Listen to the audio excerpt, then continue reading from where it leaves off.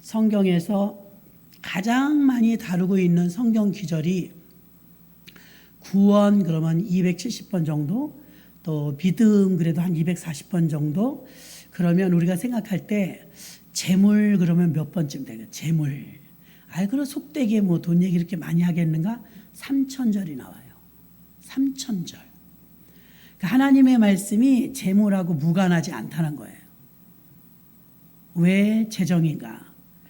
지금 수요일마다 몇 주간 우리가 계속 연보, 헌금, 재물, 예물에 대해서 헌금 드리라 이런 말이 아니라 어떤 자세여야 하는가를 자세히 여러분이 아셔야 됩니다. 옛날에 오래됐는데요. 국민은행이 주택은행이었을 때 그때 은행에 돈을 바꾸러 간 적이 있어요. 10,000원짜리가 하늘하늘 낡은 것들을 이렇게 들여다보면서 창구에다가 돈 좀 바꿔주세요 그랬더니 대부분 돈을 바꾸면 이렇게 바꿔요. 5,000원짜리일 때 10,000원짜리로, 10,000원짜리일 때 5,000원짜리로, 10,000원짜리일 때 50,000원짜리로 이렇게 바꾸잖아요. 근데 10,000원짜리를 주면서 10,000원짜리를 바꿔달라고 그런 거예요. 제 기억으로는 그래요. 10,000원짜리 같은 동종의 돈을 바꿔달라고 그랬어요. 그랬더니 안에서 무슨 소리가 들리냐면 똑같은 돈인데 왜 바꾸세요? 그러더라고요. 그 제가 이렇게 들여다보면서 헌금하려고요 그랬어요. 그랬더니 안 믿는 사람인가 봐. 톡 쏘는데 하나님은 헌돈 싫어하세요? 이러는 거예요. 하나님은 헌돈 싫어 아니에요. 아차 싶긴 했는데 그 제가 이렇게 들여다보면서 그러시지는 않을 거예요. 제 마음이 아무래도 많이 돌아다닌 돈은 좋게 쓰이든 안 좋게 쓰이든 많이 쓰였을 것 같아서 최대한 깨끗한 거 아직 덜 더럽혀진 걸 드리고 싶어서 그래요. 이래 아가씨가 제 마음이었어요. 저희는 어떻게 배웠냐면 어머니들이 토요일 날 헌금을 대리미로 드려요. 저는 도시에 살았으니까 은행 갈 수 있지만 시골은 은행 못 가요. 다리미로다가 돈을 데려가지고 봉투에 넣어서 와요. 자, 오늘 여러분 잘 보세요. 헌금을 여러분이 어차피 똑같이 드리는데 여러분은 금액으로만 똑같이 드렸다고 생각하잖아요. 자세도 배워야 돼요.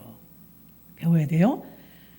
고린도 후서 8장과 9장에서는 사실은 연보, 헌금, 가난한 자들의 섬김 이런 내용 드리는 거, 심는 거에 대해 나오거든요. 2장이나 나오는 장이 없어요. 이렇게 긴 장에 걸쳐서 올바른 헌금법을 알려드리는 거예요.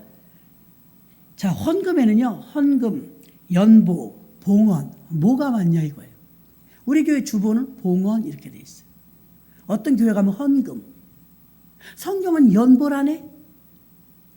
생각 안 해보셨어요? 3가지를 다 알려드릴게요. 연보는 뭐고 봉헌은 뭐고 헌금은 뭐냐 이거예요. 그걸 뭐 가르쳐주는 사람은 없죠. 이럴 때 들어놓으셔야 되죠.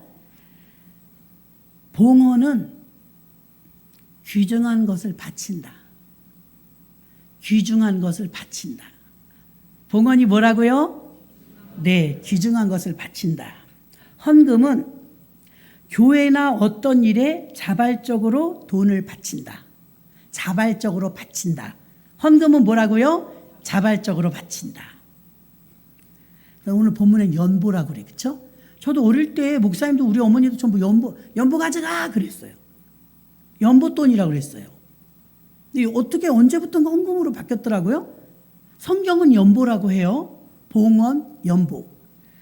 근데 봉헌은 귀중한 것을 바치니까 우리가 지금 헌당 예배를 못 드렸잖아요. 헌당 예배, 입당 예배만 드리고 입당은 들어왔다는 거죠. 근데 헌당은 뭐냐면 헌당은 빚이 없을 때 헌당을 드릴 수 있는 거예요. 우리가 빚이 있잖아요. 그래서 봉헌 예배를 못 드린 거예요.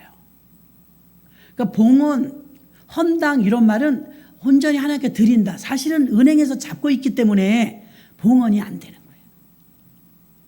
그러니까 헌당 예배 속히 드릴 수 있게 해달라고 기도해 주시기를 바랍니다. 그래서 봉헌은 귀중한 것을 바친다니까 성전도 되고 옷도 되고 그렇죠? 성가대 가운도 되고 다 이거 봉헌이에요. 꽃도 봉헌. 연보는 그렇지 않아요. 연보는 봐요. 연보는 여러분이 의미를 알면 연보라고 쓰고 싶을 거예요. 연보는 무슨 뜻이냐면 율로기아, 헬라어로 율로기아, 무슨 뜻이냐면 하나님의 축복이란 뜻이에요. 축복. 그러니까 연보를 드려야 하나님 축복해 주는 거예요. 그러니까 우리는 그냥 흔하게 편히 쓰기 쉽게 헌금, 자발적으로 드리는 물질. 이것도 틀린 말은 아니에요. 근데 봉헌도 좋지 않아요? 귀중한 것을 바친다. 그렇죠? 그래서 우리는 봉헌기도 무슨 권사님 나오시겠습니다. 그러면 봉헌이라고 하죠. 우리는 헌금이란 말 잘 쓰잖아요. 정치인에게 기부해도 헌금이에요.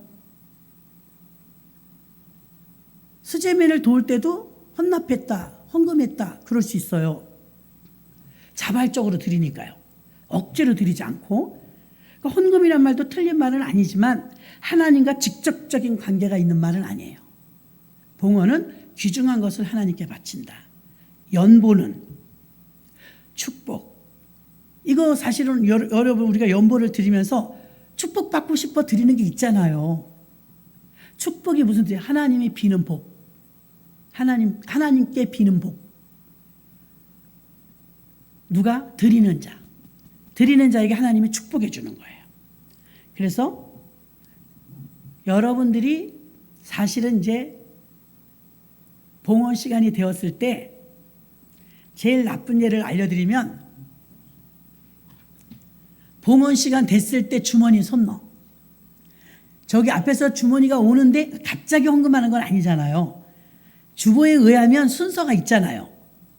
근데 이제 봉헌 시간이 되었는데 그때 주머니 손 넣어서 깔짝깔짝 만져보니까 5만 원짜리가 나오네? 들어가. 만 원짜리 꺼내고 아니면 5천 원짜리 꺼내고 그런 분이 없겠지만 우스갯소리로 그런 얘기가 있어요. 여러분들이 밖에 나가면 우리는 헌금 봉투가 늘 준비되어 있어요. 그렇죠? 주정헌금. 주정헌금은 뭐고 월정헌금은 뭐냐 이거예요. 뭐 건축헌금 뭐 이런 건 나 그냥 읽어보면 알잖아요. 이거 건축헌금인가 보다. 성교헌금은 성교하는 데 쓰나 보다. 구제헌금은 근데 주정헌금은 매 주일날 내가 정한 액수를 결정하고 똑같은 걸 늘 드리는 거예요. 1,000원 드렸다, 10,000원 드렸다 이렇게 하는 게 아니고 내 마음속으로 5,000원이면 5,000원, 10,000원이면 10,000원, 50,000원이면 50,000원 주일 헌금을 작정한 거예요. 동일한 금액을 1년 동안 드리는 거죠. 1월 달에 첫 주에 드린 그 정액을 저는 주정헌금을 작정합니다. 그리고 일주일에 5만 원씩을 드려요. 주정헌금을. 5,000원을 작정하고 5,000원씩을 드려요. 그러니까 주정헌금. 주일마다 작정한 헌금을 드리는 거예요. 이분이 부득불 돈이 없어서 못 냈다. 다음 주에 2칸 찍는 거죠. 주정헌금은 드리는 거예요. 작정하는 거예요. 월정도 똑같은 의미입니다. 한 달에 한 번은 내가 어떤 분들은 벌써 드리죠. 첫날 드리는 분들이 있어요. 한 달 동안도 주님께 맡깁니다. 월급 타면 하는 분이 있어요. 월급 타면 한 달 동안도 지켜주심을 감사합니다. 이게 월정헌금이에요. 한 달에 한 번 정해놓은 것이죠. 자, 이렇게 헌금의 용도와 세분화되어 있는 걸 알면 의미를 알고 하시는 게 훨씬 여러분에게 알아야 더 복이 되기가 쉽습니다. 그래서 연보를 드릴 때 하나님께서 우리에게 복을 주신다? 믿고 드리는 거예요. 믿고. 그게 연보인 줄로 믿습니다. 또 하나 오늘 본문의 5절 봐요. 이러므로 잘 보셔야 돼요. 내가 이 형제들로 먼저 너희에게 가서 너희 전에 약속한 연보, 헌금이라고 안 그랬죠? 봉헌이라고 안 그랬죠? 연보라고 그랬어요. 연보 뭐랬어요? 축복의 돈. 자, 축복이 보세요. 약속한 연보를 어떻게 하래요? 미리 준비케 하도록 권면. 봉투가 언제나 있어요. 미리 가져가세요. 늘 그게 습관이 되신 분들은 수요일날 저녁에 가져가셔. 주정헌금 봉투, 11조 헌금 봉투, 감사헌금 봉투 가져가는 거예요. 그리고 토요일까지 써놔요. 기마목에, 바가목에, 주정헌금, 감사헌금, 무슨 헌금 다 써요. 저는 거의 일평생 헌금을 허겁지겁 내본 적은 없어요. 한 번도. 그게 습관이 안 됐어요. 습관이 잘 들은 거죠. 토요일날 다 헌금 준비해요. 어떤 때 몇 가지죠. 1,000번 드리죠. 주정헌금 드리죠. 건축헌금 드리죠. 성교헌금 드리죠. 11조 헌금 드리죠. 이게 한꺼번에 될 때가 있잖아요. 월급쟁이들은 그러잖아요. 굉장히 많다고 가짓수가. 늘 토요일에 제일 기쁜 시간. 자, 김미진 장로님, 저는 그걸 놓쳤는데 어느 분이 그렇게 하고 있더라고요. 김미진 장로님 아침에 눈 뜨면 일단 하나님께 헌금부터 한대요. 금액이 얼마나 제가 모르겠어요. 잊어버렸어요. 그 책을 읽어보세요. 자기가 제일 먼저 눈을 뜨면 하는 게 하나님께 예물 드리고 하루를 시작한대. 교회 계좌로 띵띵띵띵띵 보내버리는 거예요. 대단한 것 같아요. 전 그렇게는 못 해봤어요. 물질 관리 철저한 그분이에요. 근데 하루를 시작하면서 하나님께 봉헌하고 시작한다 이거예요. 금액이 크든 작든. 저는 이렇게까지는 해봤어요. 새벽 예배 끝나면 올라와서 성경부터 읽어 1시간. 힘들어요. 1시간씩 성경 읽으면 3개월이면 일독해요. 바쁠 땐 진짜 기가 막혀요. 1시간 읽으려면 좀이 쑤셔서. 근데 그렇게는 해봤어요. 성경을 아침에 일찍 읽어야지. 새벽 예배 끝나고. 여러분한테 내가 매일 양식 보내는 거 너무 일찍 보내면 민폐니까 밤 10시 막 넘거나 새벽 막 5시, 6시 이럴 때 문자 보내고 톡 보내면 민폐입니다. 그러니까 제가 꾹꾹 참고 7시까지 기다려요. 땡 하면 땡동댕 하면 바로 보내는 거예요. 이제 일어나도 되니까 7시면. 7시 막 다다다 보내요. 아침마다 한 300명 정도에게 보내는 것 같아요. 바쁘죠. 그러니까 막 바쁜 거야. 새벽 예배 끝나고 기도하고 나서 1시간 정도 성경 읽으려면 그게 바빠. 7시 되기 전에 이걸 막 다 끝내야 되니까.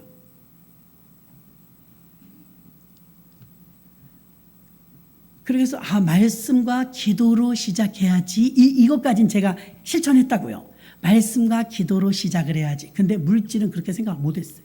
아직 제가 그거는 못했어요. 근데 그분은 그것까지 하고 있었던 거예요. 우리 교회는 누가 그 책을 읽고 그렇게 하더라고. 깜짝 놀랐어요. 여기서 너희 연보를 미리 준비하라 이 말은요. 대리미질까지는 못하시더라도 다림질까지는 최소한 봉투에 미리 넣어놓으세요. 허겁지겁 하지 마시고. 주님은 여기 써 있잖아요. 미리 준비케 하도록 권면하는 것이 필요한 줄 생각하였노니 이렇게 준비하여야 참면보다 준비되게 드리라 이거예요. 아유 좀 들려줘봐. 제일 엽기적인 분 제 기억 속에 5,000원 헌금하고 거실러 간 분이 있어.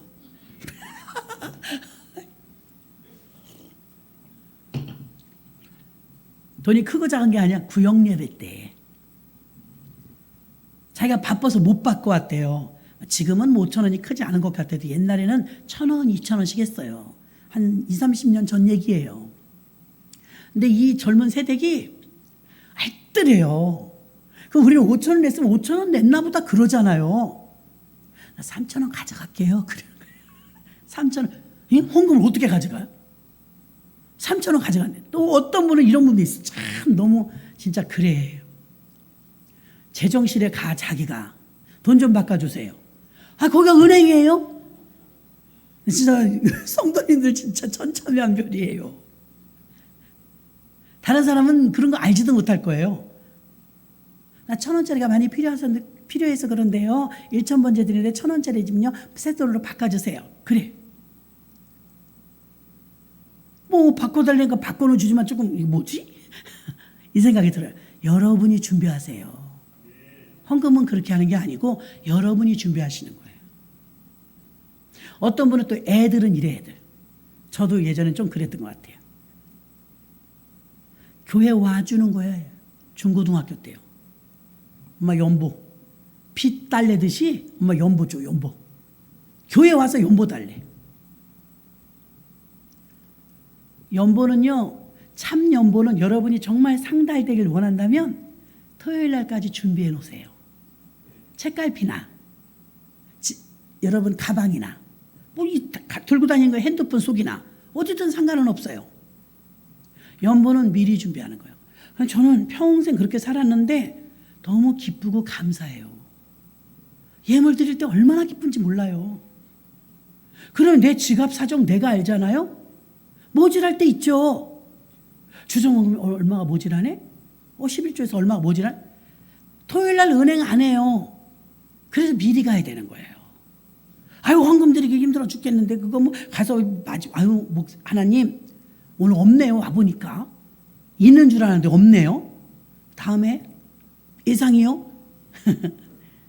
예, 그분의 믿음이겠지만 하나님이 오늘 본문에 5절에 써놨잖아요. 너희가 연보를 미리 준비하면 이게 참 연보다. 알려드리는 거예요, 여러분. 제가 이렇게 말해도 또 안 할 사람은 안 해요. 하시는 게 좋을걸요. 왜? 준비된 연보가 좋아요. 금액은 여러분이 더 잘 알아요. 저는 모르잖아요. 여러분 금액을. 금액은 제가 금액을 말하는 게 아니잖아요. 자세. 그죠? 연보 드리는 자세. 저는 집사 때요. 은행 가서 신권으로 바꿔다만 헌금했어요. 죄 좀 안 지은 거 드리려고. 제 마음이에요. 하나님한테 드리는 헌금이 뭐 금액이 바뀌겠어요? 그게? 안 바뀌어요. 꾸겨준 돈이면 그래, 그 은행원이 말한 것도 맞는 말이죠. 저도 깜짝 놀랐죠. 그 아가씨가 그렇게 말해서. 하나님은 헌돈은 싫어하시나 봐요. 그래. 하나님은 안 그러실 거예요. 제 마음이 많이 더러워진 돈은 죄도 짓지 않았겠어요? 제가 깨끗한 거 드리고 싶어서 그래요. 그냥 바꿔주세요. 그렇군요. 빈정 상하는 거죠. 헌금 생활의 매사가 이러하여요. 이러하여. 그래서 이왕이면 여러분 더러운 것보다는 있는 것 중에서 깨끗한 것으로, 신권을 바꿔오지 못할 때는 깨끗한 것으로.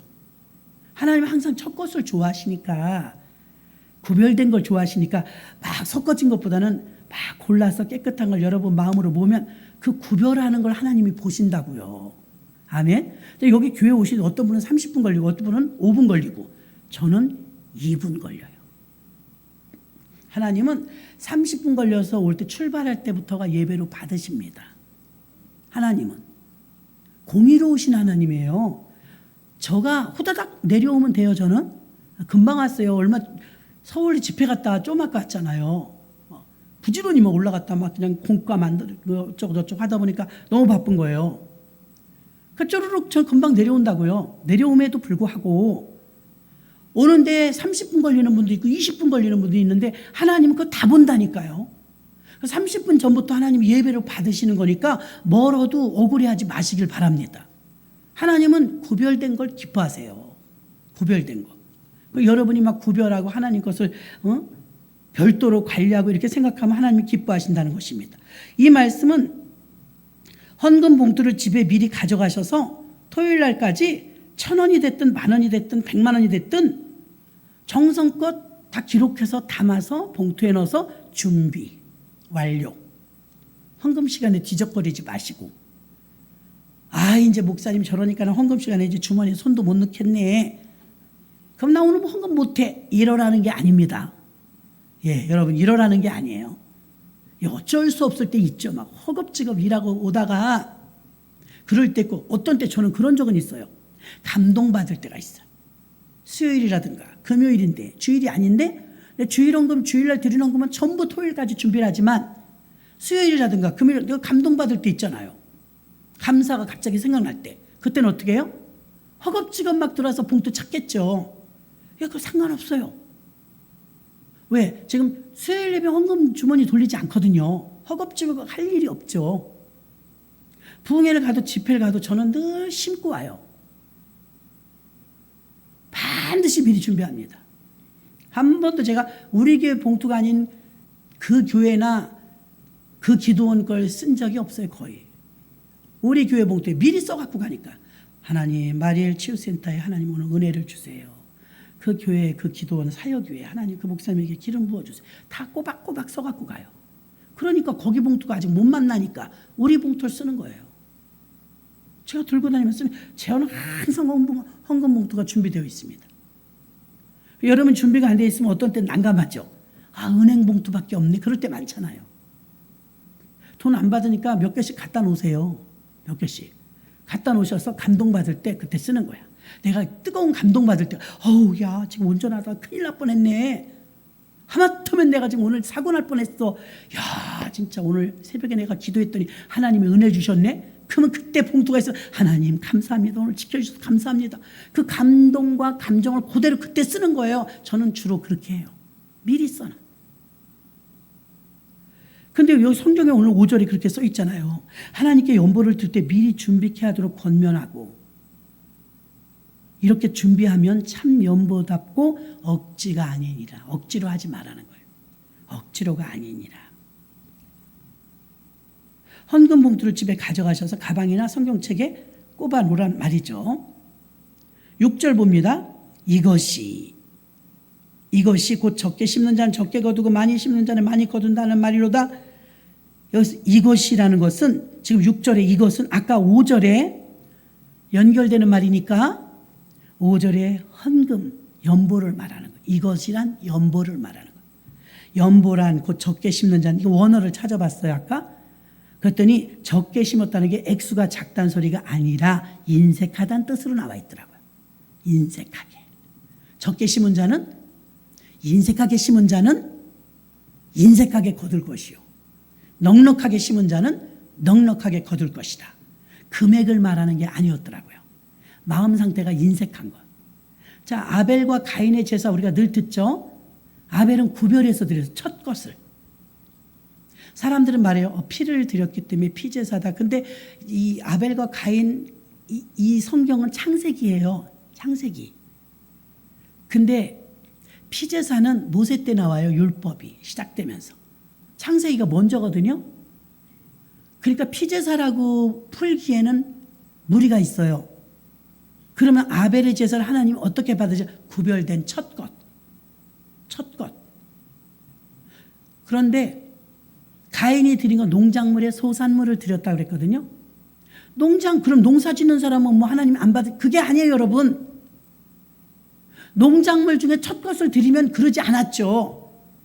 잔뜩 쌓아놨는데 구별하지 않았어요. 벅벅 긁어서 그냥 막 갖고 왔어요. 막 갖고 왔다고요. 구별하지 않았다고요. 감자를 얼마 전에 어디서 감자를 샀나? 그랬는데 까만 봉지에다 요만큼 졸여 먹는 감자 있잖아요. 잔잔한 거. 그걸 요만큼 덤으로 주더라고요. 덤으로 줬나? 어쨌든 따로 줬어요. 이건 뭐예요? 그러니까 이거 식초물에 씻어갖고 졸여 잡숴요. 그래요. 여태 주방에 있을 거예요. 그거 할 시간이 어딨어. 그 감자를 줬는데 알갱이 굵은 건 벌써 다 먹었고요. 교회에서. 근데 이제 그 까만 봉지 언젠가 내려가서 보니까 아직도 있더라고요. 쓰셔요 그냥. 졸여 먹으라고 덤으로 줬던 거예요.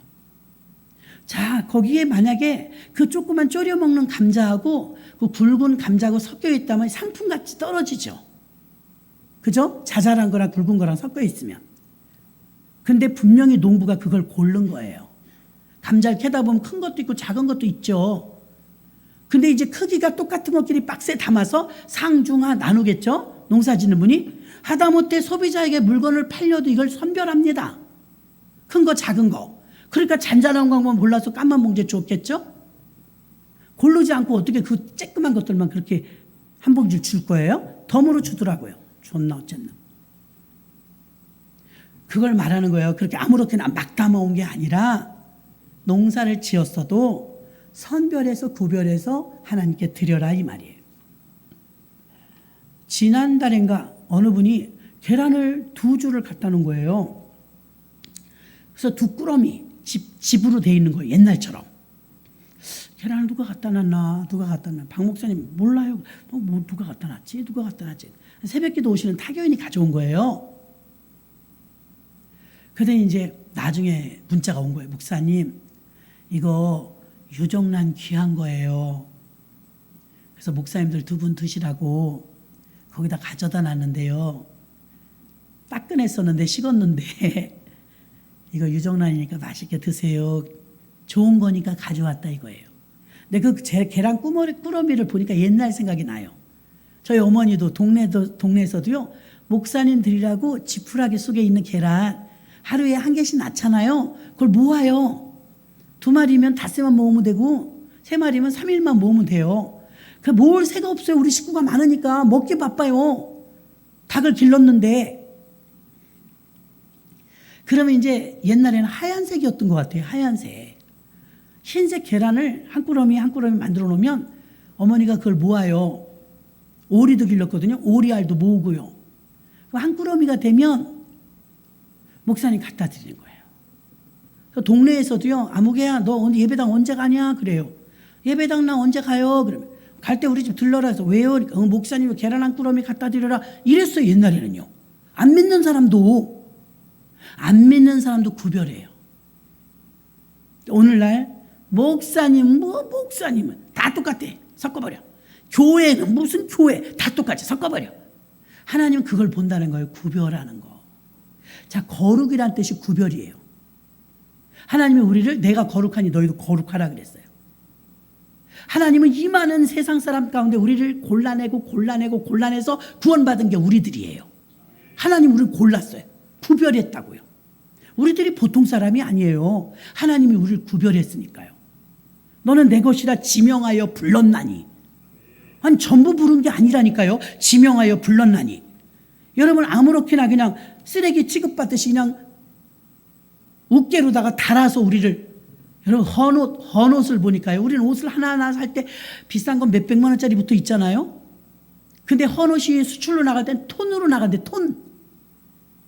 트럭 한 대 얼마 이렇게 아주 싼 거죠. 여러분 그런 속에서 우량한 제품 고르는 건 하루의 별따기입니다.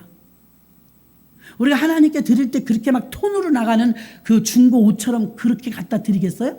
그렇게 드리면 안 돼요, 여러분. 고르고 골라서. 여러분은 뭐 비싸게 사치하라는 소리가 아니라 교회에 주일날 오실 때도 있는 옷 중에 깨끗이 빨아서 입고 오세요. 그게 구별이에요. 하나님은 이렇게 준비된 것을 참 연보라고 받으시는 줄 믿습니다. 그래서 이것이 곧 적게 심은 자는 적게 거두고 많이 심는 자는 많이 거둔다 하는 말이로다. 이 적게가 원어에 인색하게 이렇게 되어 있다고 그랬어요.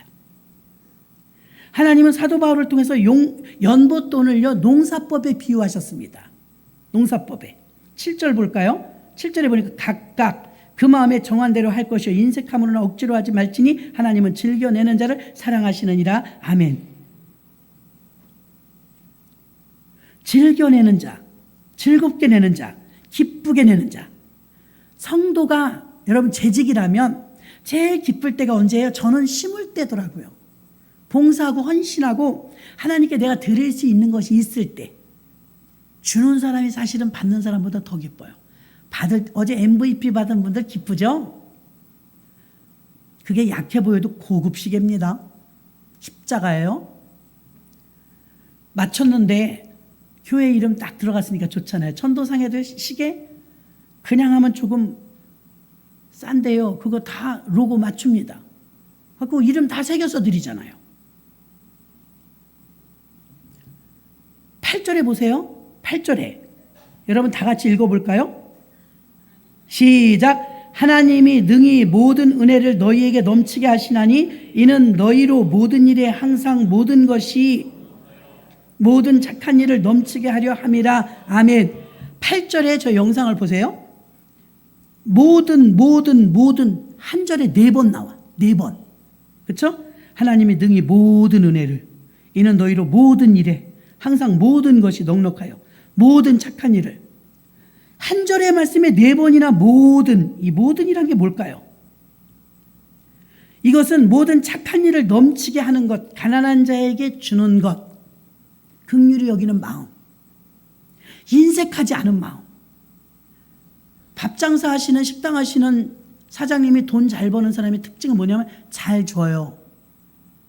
잘 나눠줘요. 인색하면 식당 하면 안 돼요. 발발발 떨면. 그런 식당 가면 먹으면서도 부담돼. 근데 막 좀 푸짐하게 느껴지는 식당은 또 오고 싶죠. 가난한 자에게 주는 것. 자, 농사 질 때 여러분, 이동춘 집사님은 농사 짓지만 농부가 씨를 심을 때 내가 씨를 심으면서 이게 없어진다 그러면 못 심어요. 농사 지을 때 열무씨를 뿌리든 배추씨를 뿌리든 이걸 심으면 이거 아깝다. 이거 심으면 상추씨를 심든 이거 아까워서 어떻게 심지? 없어진다고 생각하면 못 심어요. 근데 농부들은요, 이걸 없어진다고 생각을 1도 안 해요. 어쩌면 자라지 않고 속에서 썩는 것도 있어요. 죽어버리는 것도 있어요. 근데 많이 뿌리니까 그 등에 거두는 게 있는 거죠. 농부를 왜 비유를 하실까요? 하나님은 언제나 헌금을 얘기할 때 농부가 씨를 뿌릴 때 이 씨를 잃어버려, 이 씨만 없어져, 씨값이 아까워, 이런 사람은 없다니까요. 근데 실제로 씨값을 못 건지는 경우도 요즘 농사에 있죠. 양파를 잔뜩 심었더니 그 해에는 양파가 풍년이 나거나, 마늘을 잔뜩 심었더니 그 해에는 마늘이 풍년이 나면 헐값이 될 때가 있잖아요.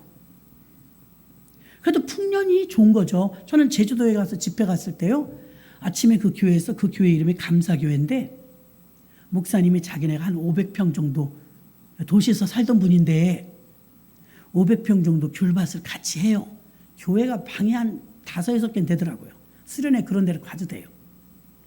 근데 아침 예배, 새벽 예배를 이제 인도하는데 새벽 예배 끝나고 나는데 강사님 저기 좀 잠깐 나가보재. 겨울이죠. 그래서 이제 뭐 산책 나가자고 하나보다. 그래서 어디 뭐 이렇게 햇빛이 동트는 거 이쁜가 뭐 생각을 했어요. 따라갔더니 귤밭으로 가는 거예요. 목사님 이게 우리 밭이에요. 그래요. 아니 도시에서 사셨는데 어떻게 귤 농사를 지세요? 이거 배웠어요? 배울 거 없어요. 쥐가 커요.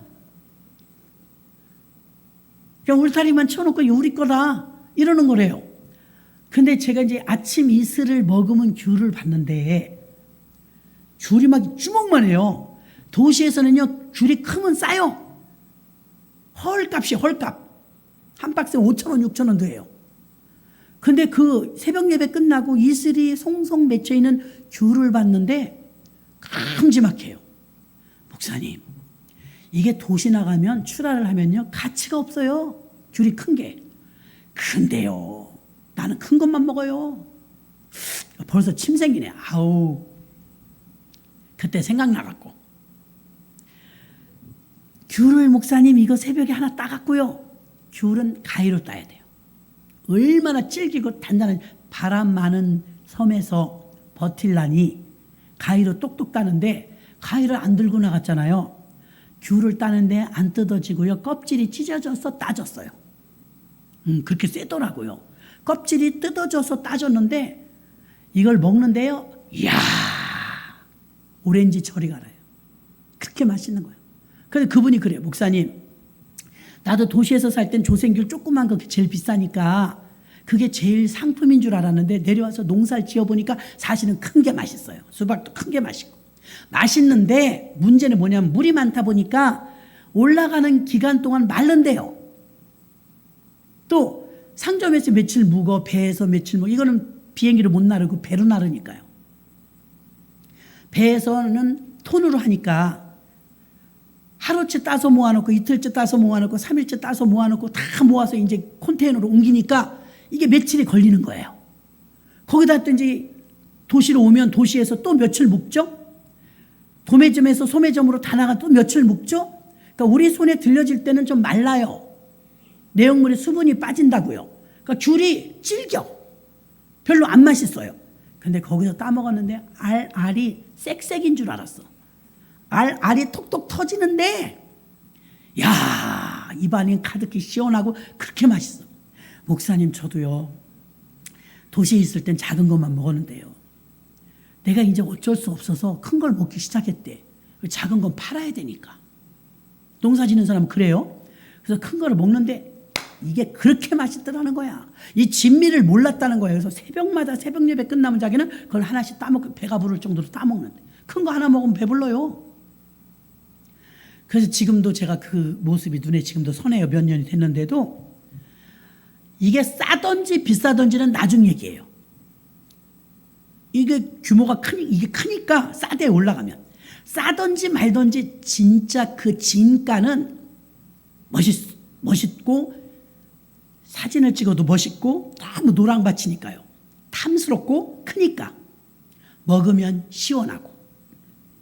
그래서 이게 도시까지 가면 이게 여러 가지 절차에 의해서 덜 맛있지만 즉석에서 이걸 찢어지도록 따서 먹으니까 그렇게 맛있어. 달고 당신도 그래서 이제는 큰 귤이 맛있다는 걸 안다는 거예요. 그런데 아직도 우리는 선물이 왔는데 귤이 한 상자가 이쪽에서 한 상자 오고 이쪽에서 한 상자 왔는데 한쪽에는 아주 뺀질뺀질 처리해가지고요. 광택이 뺀질뺀질 나는 귤 받으면 어휴 기분 좋다 그러는데 시퍼러동동한 게 섞여 있는 게 좀 지저분하게 깨끗하지 않은 경우는 뭐 귤이 왜 이래 이렇게 생각해요. 약간 푸른빛이 있는 게 좋은 거래죠. 이 말은 모든 귤 가운데서도 이 하나님께서 우리가 쓰는 모든 물질이라든가 어떤 물품이라든가 이런 것들을 오늘 8절에서 모든 은혜가 너희에게 넘치게 하나니 이는 너희로 모든 일에 모든 것이 넉넉하여 모든 착한 일을 넘치게 하게 하려 마지막 절입니다. 모든 착한 일을 넘치게 하게 하려 하는 것이라. 모든 착한 일을 넘치게 하게 하려 한다는 것은 이 착한 일을 원해서 찾아보니까요. 가난한 자에게 주는 것 이렇게 돼 있어요. 가난한 자에게 주는 것. 이 착한 일은 너희 물질과 물품이 가난한 자에게 흘러가도록 하라. 흘러가도록. 하나님께서는 재물에 대하여 넘치게 주실 때 항상 재물이 넉넉하여 착한 일, 가난한 자들에게 흘러가는 삶을 살 수 있도록 하기를 원하시고 이것이 곧 인색하지 않은 삶이라고 말해줍니다. 9절 봅니다. 기록한 바 저가 흩어 가난한 자들에게 주었으니 봐요. 뒤에 바로 답이 나오잖아요. 가난한 자들에게 흩어줬다. 씨를 지금 농사로 지금 비유하는 거. 농사 씨는 저는 농사를 안 지어봤어요. 고작 해야 상추 이 정도. 근데 농사꾼이 씨를 뿌릴 때 씨를 뿌린다네요. 이렇게 심는 것도 있지만 거의 흩어 뿌린대요. 흩어 이 말은요 씨를 뿌리는 걸 표현하는 거예요. 농부가 씨만 없어져 그러면 누가 심겠어요? 씨를 심었는데 이것이 안 날 것이다. 씨를 심는데 아깝다고 생각하면 농사를 못 짓죠. 근데 씨앗이 들어가서 썩어서 싹이 나오는데요. 놀라운 것은요. 우리가 하는 건 아무것도 없어요. 비 주셔야 되죠. 바람 주셔야 되죠. 햇빛 주셔야 되죠. 농부가 밭 갈아줘야 되죠. 씨가 하는 건 아무것도 없어요. 그냥 가만히 있다가 이렇게 타져 나오는 거예요. 자, 하나님이 우리에게 축복을 주실 때 우리가 뭘 해서가 아니에요. 저는 입당 예배 드릴 때요. 다른 교회 입당 예배 가거나 헌당 예배 가면요. 그 교회 목사님이 인사 말씀 하실 때가 있잖아요. 어느 교회나 100% 그렇게 말하더라고요. 이 모든 영광을 하나님께 올립니다. 다 하나님이 하셨습니다. 그럼 저는 그 인사말인 줄 알았어요. 믿는 사람이니까 그래도 그렇지 성도들하고 목사님이 하지 않았을까? 이렇게 생각하는데 모든 일을 하나님이 하셨습니다. 의례적인 상투적인 인사말인 줄 알았어요. 드디어 저도 건축을 하고 입당 예배를 드리게 되었어요. 저도 인사말을 하게 되는데 할 말이 없어. 왜? 내가 한 게 없으니까요. 내가 한 게 없으니까요.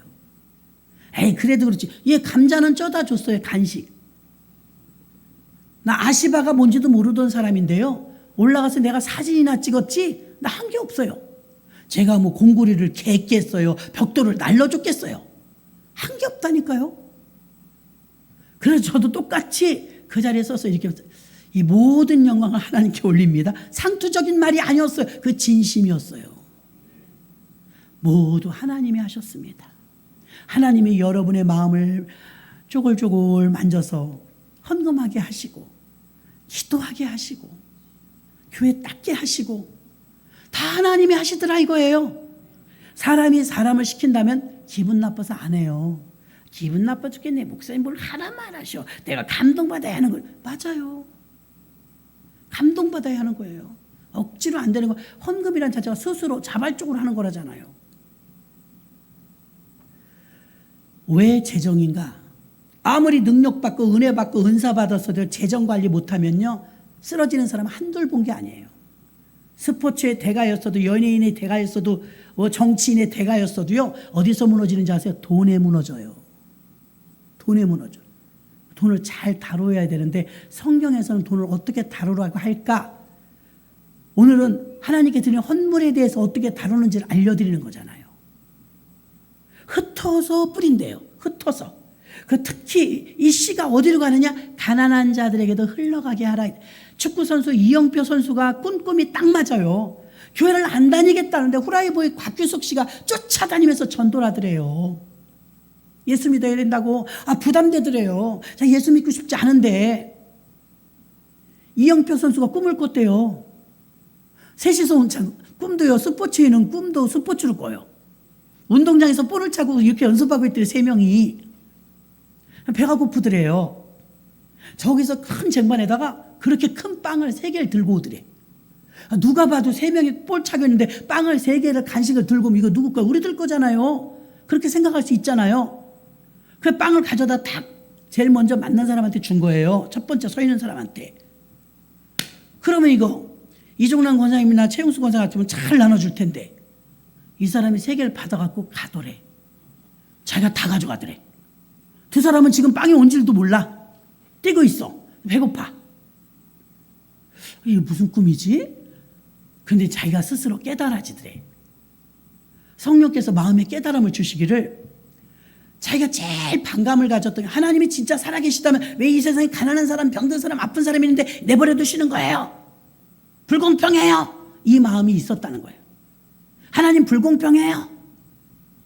왜 가난한 사람, 병든 사람, 아픈 사람을 그런 내버려둬요? 고쳐주셔야죠. 왜 배굶게 해요? 왜 빈부격차가 있어요? 불공평해요. 이랬다는 거예요. 근데 그 깨달음이 온 거예요. 하나님은 지구를 봐요. 여러분 우리는 내 것만 보지만 크게 봐요. 크게.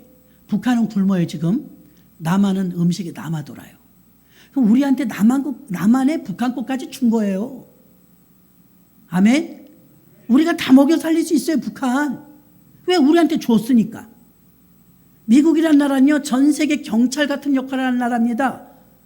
얼마나 땅덩어리가 큰지요. 동부 쪽에만 농사를 지어도 전 국민이 먹고도 남는데요. 그 서부 캘리포니아 그쪽 지역에 농사가 사람이 지을 수가 없어요. 헬기 타고 다니면 막 뿌린대요. 너무 땅이 넓고 광활해서. 그 자기들이 우리한테 그래요. 우리는 서부 쪽에 농사 안 지어도 시컷 먹고 남는데요. 근데 왜 농사를 짓는지 아냐는 거예요. 돈 벌려고 그러나? 왜요? 굶어 죽는 나라들이 지구촌에 많다는 거예요. 우리 책임이라는 거예요. 우리 책임. 우리가 농사를 우리 먹을 거 있다고 안 지면 세계 식량은 모자란다는 거예요. 구휼미도 줘야 되고 싸게도 줘야 되고 가난한 데는 기부도 해야 되고 하니까 그 농사 지어서 걷어가지고 그 돈 많이 들어갑니다. 농사 지어서 아프리카에 보내주고요. 가난한 나라에 싸게 팔고 이 역할을 하는 거예요. 우리한테 그런 일을 준다면요. 누군가 매점 매석하고 말걸요. 그렇죠? 다시 말하면 하나님은 다 주었어요. 굶어 죽는 사람이 없도록 양식을 다 줬어요. 근데 이 지구가 돌아가다 보니까 농사가 잘 되는 땅이 있고 안 되는 땅이 있잖아요. 우크라이나가 대단한 나라더만요. 우크라이나. 이 비밀을 알면 기가 막혀요. 우크라이나의 지도가 우리나라 지도는 뭐 닮았다고 그래요? 토끼 닮았다고 그러나 호랑이 닮았다고 그러나. 그러죠? 우크라이나는 빵 닮았대. 빵. 지도가요. 우리나라 10배 크대요. 근데 우크라이나가요. 밀가루 세계 제1위 생산국이에요. 밀가루. 그러니까 우크라이나에서 곡식이 안 나오니까 처음에 전쟁 났을 때 난리 났었잖아요. 희한한 일이 있어요. 러시아도 우리나라를 좋아하고 우크라이나도 우리나라를 좋아해. 우리는 어떻게 해야 돼요? 둘이 싸움이 붙었는데? 그래서 이제 세계적으로 뭐라 그래요?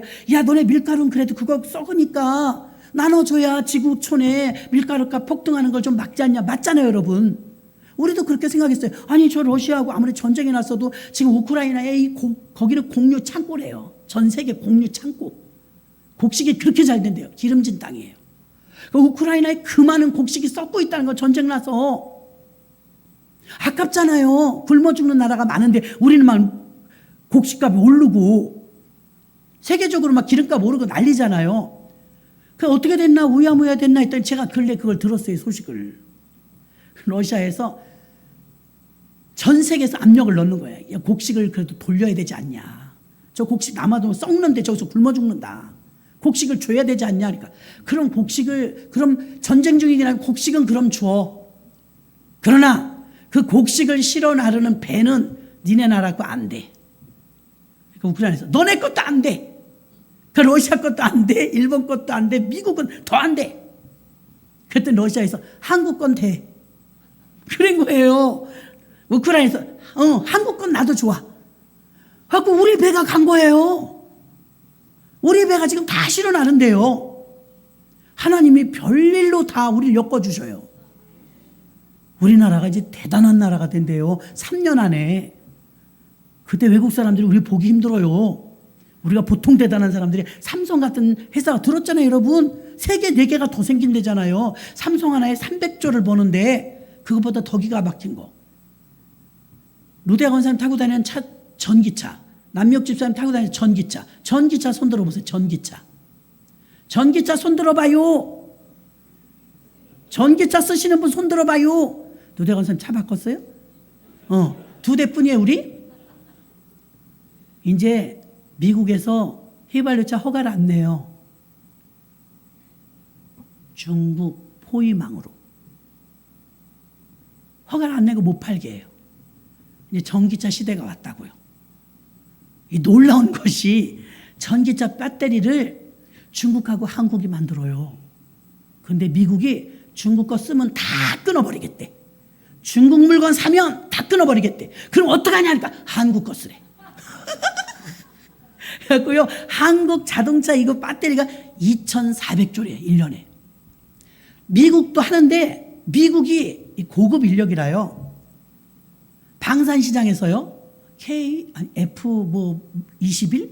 그런 전투기를 하나 만들면 300조, 400조래요. 한 대 수주하면. 300억, 400억. 그럼 300억, 400억 하는 전투기 하나 우리 주문합니다. 10년 전에 주문한다네요. 그렇대요, 무기를. 그러면 이제 미국이 그게 무기 잘 만드니까 미국 우리 전투기 우리 프랑스에 하나 보내줘. 그럼 10년 전에 주문했어요. 이제 받는 거래. 우린 금방 만든대요. 우리는. 그래갖고 미국에서 무기 공장에서 그런데 우리 그냥 그만 만들고 한국서 사다 쓰죠. 그런데요. 한국은요. 무기 시장이 발달되려고 발달된 건 아니래요. 북한 때문에 우리가 만든 거야. 사서 쓰려니까 비싸서 우리끼리 어떻게 자주 국가를 좀 만들어 보자 그래갖고 우리나라에서 무기를 만들기 시작한 거예요. 왜 만들었냐? 북한이 언제 쳐들어올지 모르니까 우리 방어하려고 만들었는데 솔솔 사가는 사람들이 생겨. 근데 미국에서는요, 무기를 못 팔게 하죠. 베트남이든 우크라이나든 왜 못 팔게 하느냐? 러시아하고 미국하고 중국하고 무기를 만들어내는데 북한하고 다른 나라들은 야욕으로 만들어요. 침략하려고. 러시아든 북한이든 중국이든. 우리는 우리 막으려고 만드는 거. 우리 막으려고. 침략할 의사가 없어요. 우리는. 다른 나라를. 한 번도 침략해 본 적도 없고. 그 우리나라에다가 이제 주문이 들어오는데 여러분 큰일 났어요. 전기차 배터리 한국에서만 사라 그러고 중국에 못 사게 하는 거예요. 미국에서. 이게 2,400조래 1년에. 나도 그 돈이 얼만큼인지 모르겠어요, 여러분. 근데 삼성전자가 1년에 벌어오는 데는 300조래요. 그런데 세계에서 우리나라 이렇게 잘 사는 거 10위권으로. 삼성전자 하나 때문에. 근데 그런 회사가 4개가 된다는데 놀래지도 않아. 나 저처럼 몰라서 그래요. 우리나라가 이렇게 대단한 나라라니까요. 제트기를 하나 주문하면 미국에서 자기네가 만드는데도 10년 걸리니까 이제 한국에서 사다 쓰자 그런대요. 미국이 한국에 밀렸어요. 우리는 무기를 전문적으로 하려고 했던 게 아닌데 워낙 기술들이 좋다 보니까 쫙 아주 최첨단을 만든. 우크라이나는요, 구소련에게서 물려받은 전수한 기술이 하나 있대요. 이거 비밀인데. 그 기술이 뭐냐? 무인 정찰기 세계 1위래요. 무인 정찰기. 뭔지 몰라도 그냥 그런 게 있나 보다 하세요. 슝 다니면서 다 찍는 거야. 이게 세계 제1위래, 우크라이나. 우리 주겠대. 한국만. 설계도를. 왜? 우리가 그 전쟁 난 데만 찾아가고 따뜻하게 해줬더니 다 주는 거야, 다 주는 거야. 아니, 이런 일들이, 놀랄 만한 일들이 막 생기는 거예요, 여러분. 그러니까 지금 내일 떼거리가 없다고 울상 찌푸리지 마시고 우리가 무지무지 잘 살게 될 거니까 지대하시고 사우디 같은 데 봐요. 기름 나와서 잘 사는 거잖아요. 우리 기술이 있다니까요. 전기차 기술 세계 1위. 못 당해요. 러시아가 근데 또 우크라이나 우리가 잘 지내면 러시아가 삐져야 되잖아. 못 삐져요. 왜?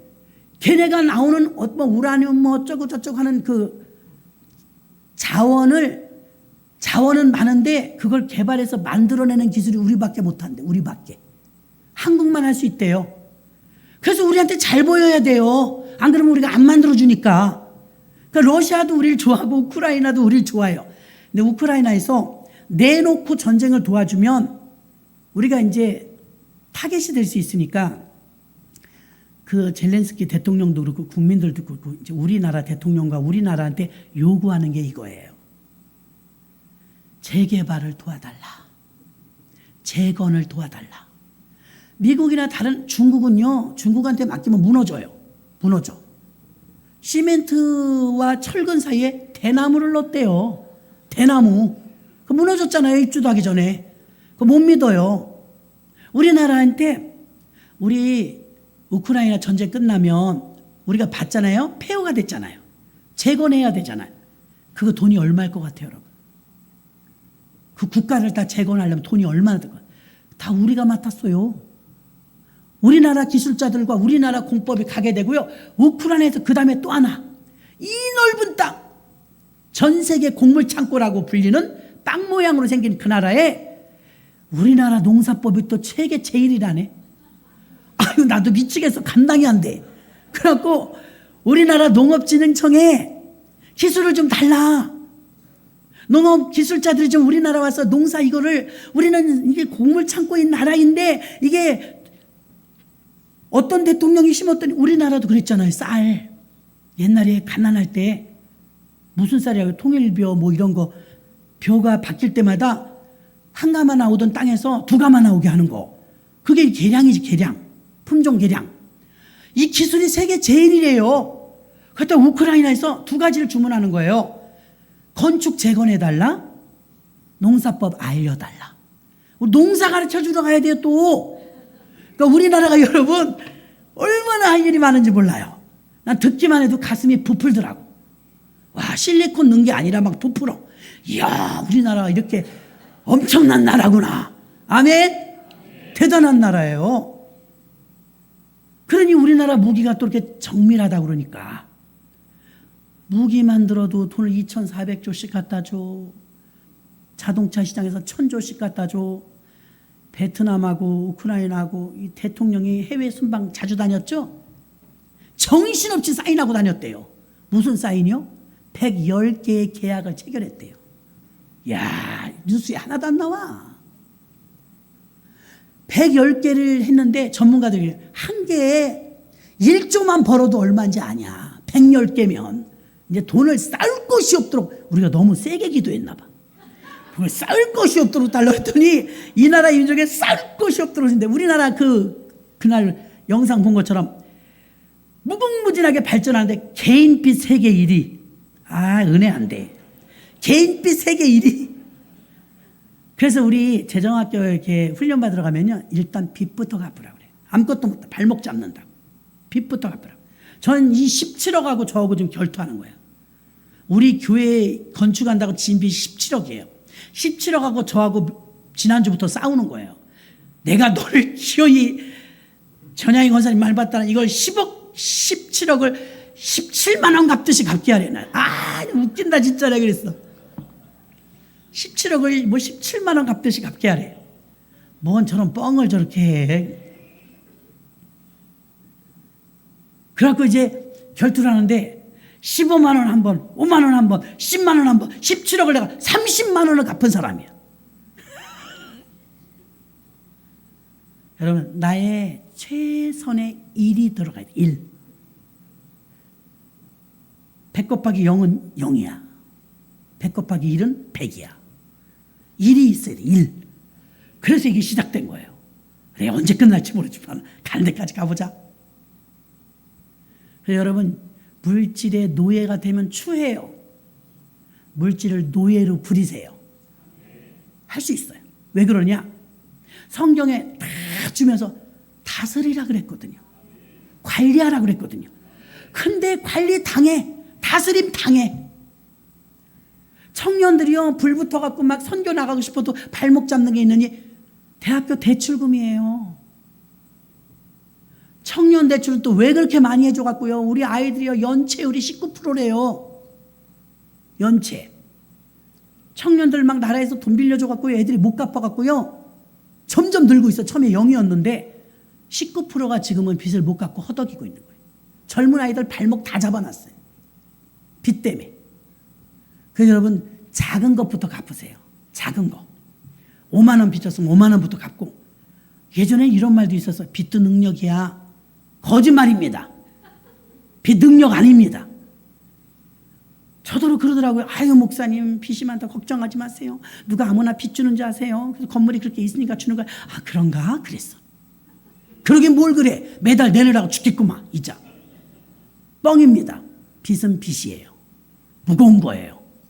작은 것부터, 이자 비싼 것부터 하나하나 10,000원이라도 갚으세요. 10,000원. 한 달에 10,000원이라도. 그냥 내버려두면 그냥 있지만 10,000원이라도 갚으면 줄어들어요. 아, 누군가 뭐 한 방에 주식을 해서 한 방에 저 어림없습니다. 날리지나 마세요. 그래서 오늘 여기에 9절, 8절 한 절에 모든 여기는 가난한 자에게 흘려보내라.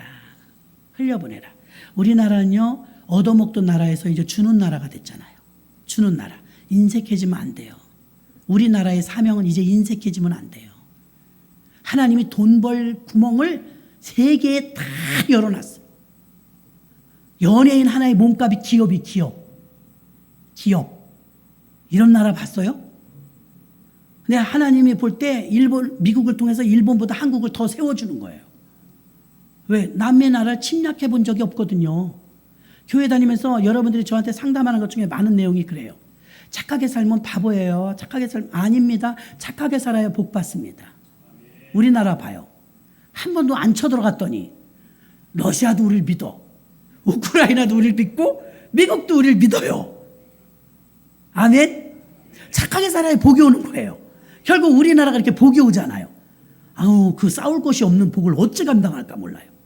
그때까지 여러분 개인 빚들을 갚으셔서 사우디아라비아 같은 데는요, 땅에서 막 검은 진주가 나오니까 다 부자예요. 공항에 갔다 제가 깜짝 놀랐다니까요. 천연 가죽으로 공항에 의자 다 쌌어요. 우리 인천공항 만들어지기 전에 거기가 두바이 공항 1등이었대. 세계 1등. 우리가 또 1등이야. 무조건 우린 1등이야. 이혼도 1등. 자살도 1등. 교통사고도 1등. 아이고 진짜 그런 건 안 그랬으면 좋겠는데. 그래서 여러분, 이 가능성이 너무 많기 때문에 지금 조금 힘들다고 좌절하지 마세요. 쭈삣대지 마세요. 세계가 우리를 콜하잖아요. 우리가 얼마나 대단한 사람들인데요. 우리는 그냥 중앙아시아 지역에 다 피난 다니다 죽었는데 우리만 살아남았잖아요. 안 죽어요. 힘내시고 하나님께만 잘 보이세요. 사람들은 대통령 라인도 타고 뭐 국회의원 라인도 타는데 나는 항상 하나님 라인을 타고 싶어요. 하나님한테 잘 보여야지. 누구한테 잘 보이려고 그래요? 흩어 구제해서 씨를 뿌릴 때 그 씨는 반드시 열매를 맺힌다는 거죠. 그 믿음이 없다면 씨를 뿌리지 못하죠. 9장 5절에 연보는 주는 삶을 말하고 6절에 농사법을 비유했고요. 7절에는요 주라고, 인색하지 말고 주라고 말합니다. 8절에서는요 심는 것이 착한 일이 심는 것이라고 말합니다. 9절에서는 농사와 헌금 주는 법을 말합니다. 9장 10절에서는요 또 농사법을 먹을 씨와 심을 씨와 먹을 양식을 따로 준다는데 심을 씨를 우리가 다 먹어버려요. 11절 너희가 모든 일에 부유하여 너그럽게 연보함을 저희로 우리로 말미암아 하나님께 감사하게 하는 것. 너그럽게 연보함은 주는 삶이에요. 인색하지 않는 거예요. 부자와 나사로 중에서 부자가 그렇게 인색했어요. 매일같이 잔치하면서 문간에는 거지 하나를 넉넉히 못 먹였잖아요. 인색했죠. 거기에 흘려보냈어야 되는데. 그리고 제일 중요한 잠언 19장 17절 가난한 자를 불쌍히 여기는